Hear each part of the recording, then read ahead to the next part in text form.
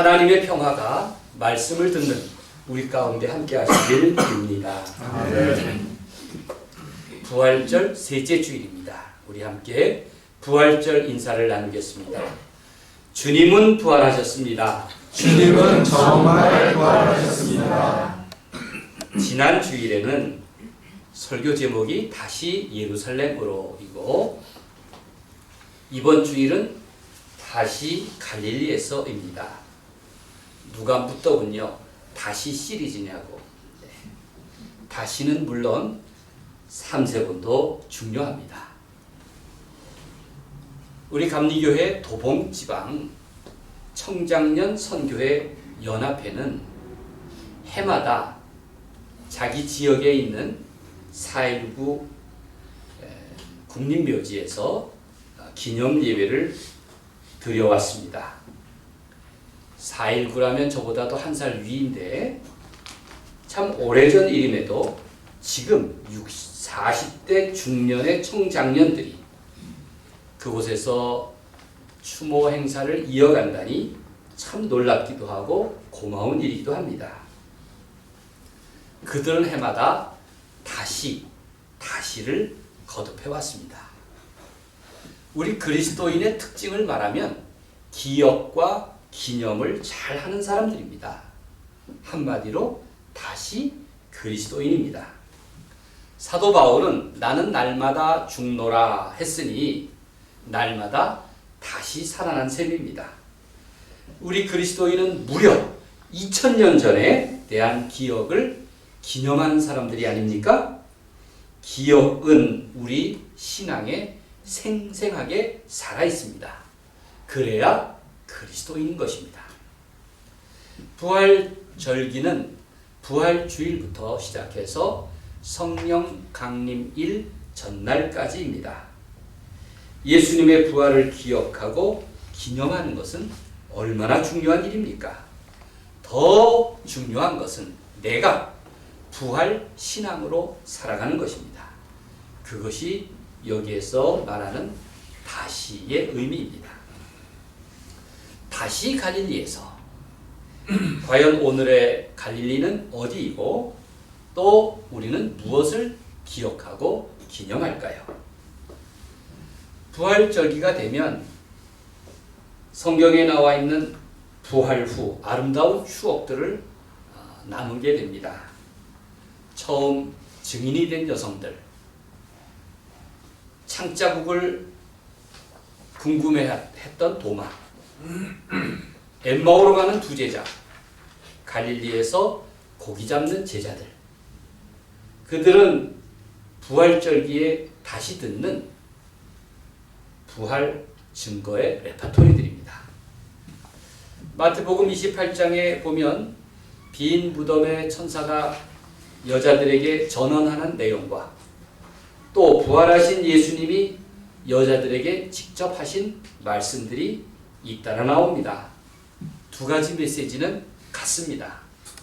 마태복음 28장 7절에서 말씀하기를 너희보다 먼저 갈릴리로 가시나니 거기서 너희가 배우리라 이렇게 말하고 있고 또 마태복음 28장 10절에는 내 형제들에게 갈릴리로 가라 하라 거기서 나를 보리라 이렇게 말씀하십니다. 부활하신 예수님은 제자들과 우리 갈릴리에서 만나자 이렇게 약속하셨습니다. 그리고 오늘 읽은 요한복음 21장은 마침내 갈릴리에서 다시 만난 예수님과 제자들의 만남 이야기를 다루고 있습니다. 오늘 본문을 읽노라면 3년 전 갈릴리에서 처음 제자들을 부르셨던 예수님의 그 부르심을 연상시킵니다. 제자들은 아직은 부활하신 예수님을 몸으로, 삶으로 실감하지를 못했습니다.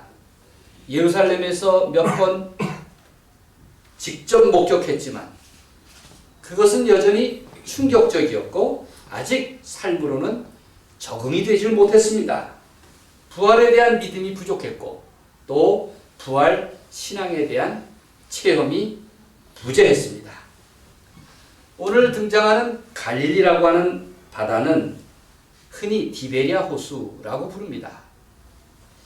부활 증언의 두 주역인 시몬 베드로와 디두모라고 하는 도마 등 7 제자는 그 갈릴리로 밤새 물고기를 잡으러 나섰습니다. 그들은 밤이 지나고 또 날이 새도록 그물을 던졌지만 그날 밤 아무것도 잡지를 못했습니다. 그런 헛수고를 다 하고 동이 틀 무렵 바닷가에 서 계신 예수님이 말을 걸어오셨습니다. 그런데 아직은 어둠이 채 가시지 않아서 제자들은 예수님이신 줄 눈치채지 못했습니다. 얘들아, 너희에게 고기가 있느냐? 한글 세번역 성경에는 여보게들 이렇게 부르더군요. 읽으면서 좀 어색했죠. 얘들아, 너희에게 고기가 있느냐? 여보게들, 물고기를 좀 잡았소? 아침 끼니를 물어보신 것입니다. 그들의 대답이 풀이 죽었습니다. 없나이다. 그때 주님은 말씀하십니다. 그물을 배 오른편에 던져라. 그리하면 잡으리라. 그리고 성경은 증언합니다. 이에 던졌더니 고기가 많아 그물을 들 수 없더라. 부활하신 예수님께서 다시 갈릴리에서 만나자고 하신 일이 참 흥미롭습니다. 왜 갈릴리일까? 이것은 부활의 의미를 이해하는 열쇠가 됩니다. 갈릴리 해변은 얼마나 평화롭고 그 주변 마을들은 어찌 아름다운지 보는 곳마다 그림 엽서 같습니다. 여러분, 제가 가봤기 때문에 장담할 수 있습니다. 무엇보다 갈릴리가 아름다운 곳은 사람들이 사는 곳이기 때문입니다. 예수님이 선택하신 갈릴리는 아름다움 때문이 아니었습니다. 바로 사람들이 살고 있는 생생한 현장이기 때문입니다. 그곳에는 사람들의 수고와 고난과 아픔과 슬픔이 생생하게 녹아 있었습니다. 가난한 어부들은 갈릴리에서 물고기를 잡으며 살았습니다. 바다에 의지해서 평생을 살아간 것입니다.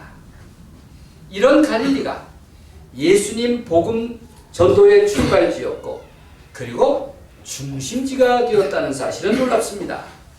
그리고 마침내 그곳에서 주님의 사역을 마치셨습니다. 처음 12 제자들을 부르신 곳도 이곳이고 산상설교도 갈릴리 산기슭에서 이루어졌으며 오병이어의 이적을 행하신 곳도 이곳 해변가였습니다. 갈릴리는 예수님의 복음처럼 생명이 넘쳤고 이 복음은 고단한 사람들의 삶과 목마른 영혼을 구원하는 생명수가 되었습니다. 오늘 본문을 보면 정작 갈릴리를 필요로 했던 사람은 예수님이 아니라 제자들이었음을 알 수 있습니다. 왜냐하면 갈릴리야말로 제자들에게는 삶의 의미를 발견한 인생의 고향이었고 믿음의 길을 시작한 신앙의 고향이었기 때문입니다. 시몬 베드로가 대표적입니다. 시몬이 맨 처음 예수님을 만난 곳은 바로 갈릴리 바다였습니다. 은재도 마치 알아듣는 것처럼 생글거리네요. 어부로 생계를 유지하던 그였지만 예수님을 처음 만난 그날따라 한 마리의 물고기도 잡지 못한 참담한 밤을 보내고 새벽을 맞이했습니다. 얼마나 낭패스러웠고 또 부끄러웠을까요? 바로 그때 한 사람이 나서서 깊은 데로 가서 그물을 내려 고기를 잡으라 이렇게 참견하고 나선 것입니다. 베드로는 순순히 그분의 권고대로 다시 한번 고기잡이를 시도했습니다. 웬일일까요? 엄청난 물고기가 잡혔습니다. 동료 어부들의 도움을 받을 만큼 많이 잡혔습니다. 사실 우리도 갈릴리 해변에 살고 있는 어부들처럼 날마다 동서남북으로 발이 닳도록 다니지 않습니까? 때로는 식구들 걱정에 밤잠도 제대로 자지 못하면서 고민하기도 합니다. 예나 지금이나 누구를 가릴 것 없이 밤새도록 그물을 내렸지만 물고기를 잡지 못하는 어부들도 참 많이 있습니다. 남의 이야기가 아닙니다. 바로 우리들의 이야기이기도 합니다. 사실 물고기뿐만 아닙니다. 누구든 사람에게는 빵만으로는 해결할 수 없는 아주 깊은 영혼의 목마름이 있게 마련입니다. 우리가 그래서 기도할 때마다 일용할 양식을 구하는 사람들에게 일용할 양식과 함께 영원한 생명의 양식을 주십시오. 이렇게 기도하지 않습니까? 얕은 물에서는 큰 고기를 잡을 수 없는 것처럼 예수님은 베드로에게 말씀하셨습니다. 깊은 데로 가서 그물을 던져라. 그래서 우리들 역시 내 영혼의 깊은 자리에 그물을 내려야 한다는 것을 잘 알고 있습니다. 그것이 바로 믿음입니다. 깊은 곳, 소중한 것은 다 깊은 데서 나옵니다. 우리가 매일 마시는 생수는 얕은 물가에서는 나올 수가 없습니다. 땅속 깊은 곳에서 나옵니다. 금과 은은 자갈밭에 있지 않습니다. 산 깊은 곳에 들어가야 발굴할 수가 있습니다. 진주도 개천에서 나오지 않습니다. 바다 깊은 곳에서 나오게 마련입니다. 마찬가지로 우리의 삶을 풍요하게 채워줄 영적인 보화도 깊은 은혜의 자리에서 나오는 것입니다. 그러기에 은혜의 깊은 곳, 깊은 바다로 나아가기 위해서 베드로처럼 내 경험이나 배짱만 믿고 덤벼들어서는 안 됩니다. 세상적 방식이나 인간적인 방법을 다 포기하고 내려놓을 수 있는 믿음의 결단이 꼭 필요한 것입니다. 아멘. 갈릴리에서 베드로가 예수님을 처음 만난 후에 그 많은 고기를 잡고 나서야 그가 예수님 앞에 엎드렸습니다. 주여 나를 떠나소서 나는 죄인이로소이다. 베드로의 실토를 보면 그것은 깊은 은혜 가운데 그가 얻은 자기 발견이었던 것입니다. 예수님은 베드로의 자기 부정을 받아주셔서 그에게 말씀하십니다. 나를 따라오너라. 내가 너희를 사람을 낚는 어부가 되게 하리라. 새로운 부르심, 소명을 허락하신 것입니다. 처음 갈릴리에서 주님의 부르심에 대한 제자들의 태도는 얼마나 철저하고 즉각적이었을까요? 그들은 모든 것을 버렸습니다. 제자들의 삶의 방향이 완전히 바뀐 것입니다. 누구나 얕은 말 따위로 다른 사람을 구원할 수 있겠습니까? 여러분, 전도를 하기 위해서 전도용품을 나눠주는 사람들을 봅니다. 그저 100원짜리, 200원짜리 단가에 물휴지 하나를 주면서 예수 믿으세요, 구원 받으세요 하면은 갈 마음이 생기겠어요? 너무 싸구려 취급받는 것 아닌가 하는 불안한 마음도 듭니다. 너무 손쉽게 사람을 얻을 수 없습니다. 얕은 꾀에 불과합니다. 생각해 보십시오. 깊은 사랑, 깊은 기도, 깊은 갈망 없이 어떻게 다른 사람의 마음을 살 수 있겠습니까? 어떻게 구원을 사모할 수 있겠습니까? 여기에 보면 깊은 데로 가라고, 깊은 데로 가라는 의미를 느낄 수 있습니다. 그럼에도 불구하고 사람 마음 모릅니다. 제자들은 겟세마네와 골고다에서 예수님을 버리고 흩어졌고 빌라도의 마당에서 주님을 부인했습니다. 십자가 아래에서 제자들은 얼마나 무력했습니까? 제자들의 믿음은 부활 신앙을 얻기 위해서 바로 다시 갈릴리로 찾아가 첫사랑이 요구된 것은 마땅한 일이었습니다. 다시 갈릴리에서는 계약의 갱신을 의미합니다. 거기에서 부활하신 예수님을 다시 만나야 했던 것입니다. 시작이 중요한 게 아닙니다. 마지막이 중요합니다. 인생에서 사람이 평가받는 것은 누구 자녀로 태어났느냐, 어떤 가문에서 자랐느냐가 아닙니다. 어떻게 죽느냐, 어떻게 그가 마지막까지 그의 삶을 성실하게 살아나느냐에 달려 있습니다. 탈무드에 나오는 얘기입니다. 항구에서 사람들은 배가 출항할 때 성대하게 배웅을 하고 축하를 합니다. 그런데 왜 입항할 때는 별로 환영하지 않지? 라고 묻습니다. 탈무드는 이것을 가리켜서 매우 어리석은 관습이라고 말합니다. 떠나가는 배의 미래는 알 수가 없기 때문입니다. 폭풍우를 만날 수도 있습니다.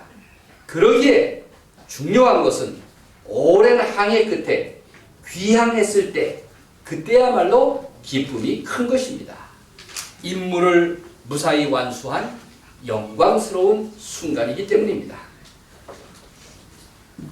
제가 10년 전쯤에 4.16 세월호 사건을 기억하면서 세월호 십자가 4개를 만들었습니다.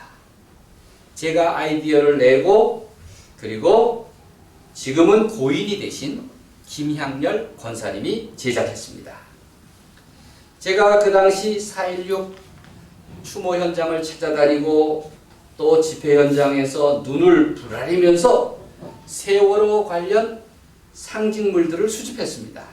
이것을 이렇게 모양으로 좀 꾸며주세요 부탁을 해서 김향렬 권사님이 만들었습니다. 여러분 김향렬 권사님 기억하시죠? 네. 우리 교회 2층 정수기에 보면은 색동으로 만든 야곱의 사다리, 색동 사다리가 있습니다. 그게 그분의 작품이에요. 그분이 2010년도에 우리 색동교회를 주기 위해서 만들어 놓고 기다렸다는 것입니다. 그러다가 마침내 우리 색동교회 그 자연에서 발견한 십자가 사진 찍기 프로그램 할 때 거기에 참여했고 우리 교인 말고 다른 사람이 참여했기 때문에 그분의 행방을 찾은 후에 그분과 만남이 가능해졌습니다. 그리고 다음 주에 그 색동 사다리 작품을 들고 색동교회를 찾아온 것 아닙니까? 얼마나 고마운 일입니까? 목사님, 제가 색동교회 소식을 진즉부터 들었습니다. 사실 목사님은 2005년부터 제가 알았습니다. 그분은 돌아가셨지만 아직 1년도 채 안 됐지만 그 색동 사다리를 볼 때마다 그분의 고마운 마음을 생각합니다. 제가 그분에게 십자가를 이렇게 만들어 주세요 라고 부탁한 것은 닷 십자가 모형이었습니다. 닷 십자가는 배가 항구에 도착해서 정박할 때 흔들리지 말라고 안전하게 고박시키는 것 아닙니까?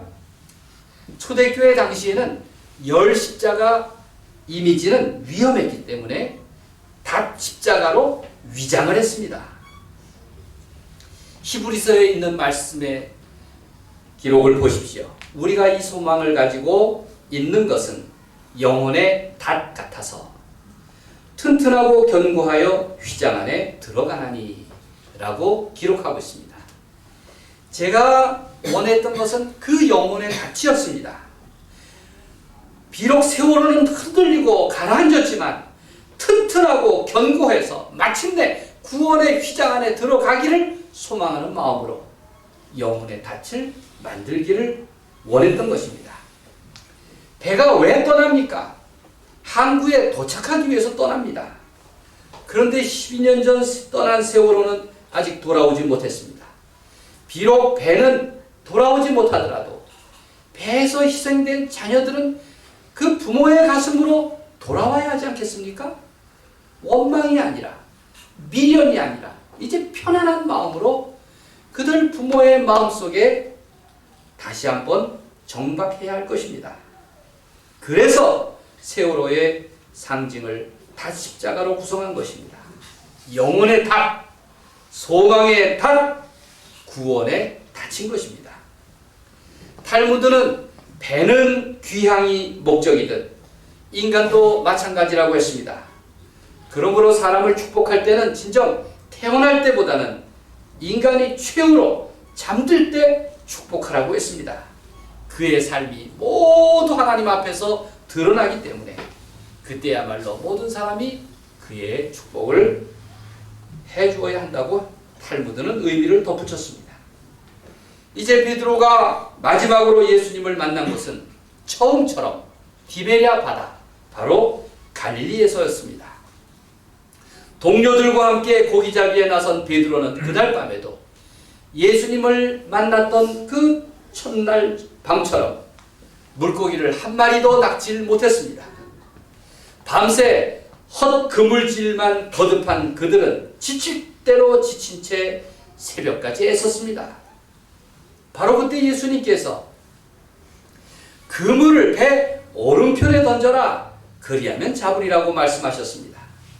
그리고 처음 갈릴리에서처럼 다시 갈릴리에서도 혼자 끌어올릴 수 없을 만큼 많은 물고기를 잡았습니다. 그것이 바로 그 유명한 153마리 물고기인 것입니다. 사람들은 153마리의 복을 받기를 원해요. 그래서 은행 계좌 비밀번호도 0153이 많습니다.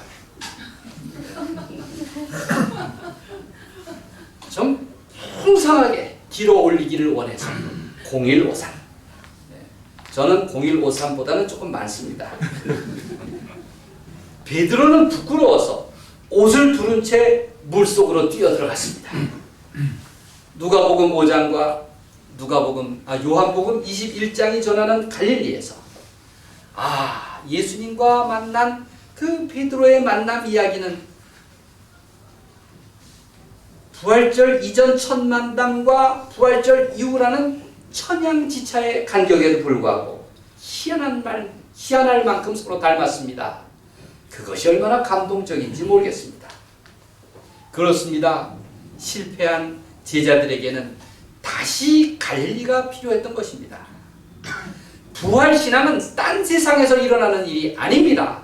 내 삶의 자리, 동서남북 뛰어다니는 내 삶의 현장에서 이루어져야 합니다. 한마디로 자기 자신의 갈릴리에서만 가능한 법입니다. 제가 어제 특별한 행사에 참여했습니다. 고양시에 있는 태건 BF라는 기업의 초대를 받아서 그곳을 방문했습니다. 창립 37주년이었는데 그들은 자기들의 창립일과 내일 장애인의 날을 함께 기념하더군요. 그것도 참 놀라운 일입니다. 그곳 김만석 대표 부부가 몇 해째 제가 일하는 고난 모임의 후원자이기 때문에 제가 초대를 받았습니다. 이 회사는 지난 주간에는 고용 창출의 공로로 철탑 산업 훈장을 받았습니다. 회사 직원이 120명인데 그 중에 65명이 장애인이었습니다. 저는 행사장에서 그 행사 순서에 65명의 장애인들이 다 등장하는 시간이 있어서 제가 그들을 다 눈여겨볼 수 있었습니다. 한눈에 보아도 이 사람들이 과연 무슨 일을 할 수 있지? 라는 편견을 가질만 했습니다. 그런데 사장이 동정심이 많아서 혹은 사장님이 정부 지원을 받기 위해서 억지 고용한 것이 아니었습니다.